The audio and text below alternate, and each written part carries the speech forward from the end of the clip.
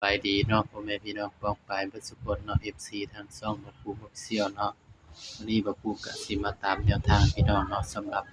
หวยฮานอยเนาะพี่น้องเนาะงวดวันที่4เนาะพี่น้องเนาะก็มาเบิ่งกันเนาะสำหรับฮานอยเนาะ ผลมันออกเนาะพี่น้องก็มาเบิ่งหน่วยพิเศษก่อนเนาะพี่น้อง472ข้างล่างออก0440ก็เข้าตัวนี้เนาะพี่น้อง40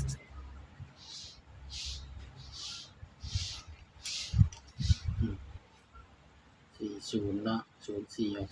40เอาที่ตัวเด่น0เนาะบาดนี้มาหน่วยปกติเนาะ409เสียดายพี่น้องที่บ่ปูบริจาคเนาะสำหรับตัวเด่นเนาะเข้า409กับ78 VP 92เข้าถึงตัวเด่นพี่น้องเสียดายบ่ปูบ่ได้มาจับใส่กับสูตรนี้เนาะ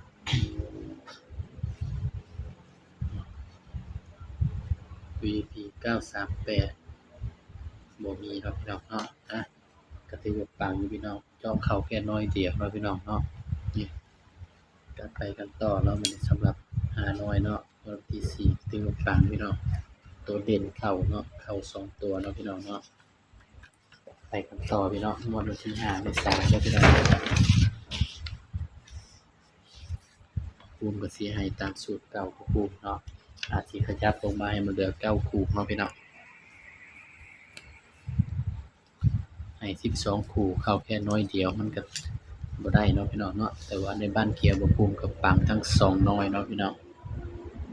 ในบ้านเขียวก็ถือว่าปังเนาะก็ดีใจนำเพิ่นเนาะพี่น้อง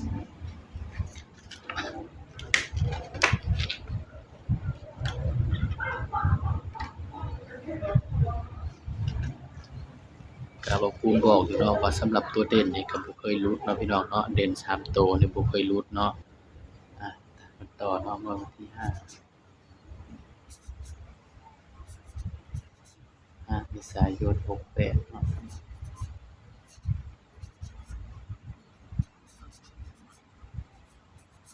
ใครใส่รูดใส่วิ่งก็คงสิปังอยู่ดอกพี่น้องเนาะก็3น้อยเนาะพี่น้อง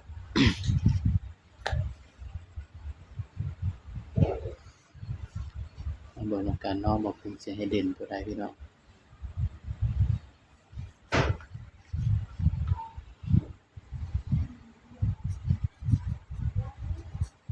เด่น3น้อยเด้อพี่น้องเด้อ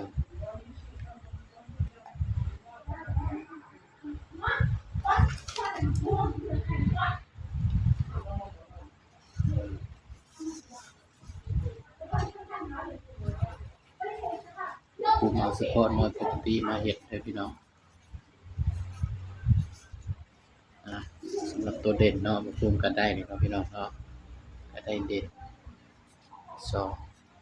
3 4เด่น2 3 4เด้อพี่น้องเด้อสำหรับแนวทางฮานอยผู้อื่นเนาะเด่น2 3 4ก็มาจับคู่นำกันบัดนี้พอปูก็สิให้9คู่เนาะพี่น้องเนาะจับ2ก่อนเนาะพี่น้อง2 5 2 6 2 7 3 6 3 7 4 5 4 4 7นี่เด้อพี่น้อง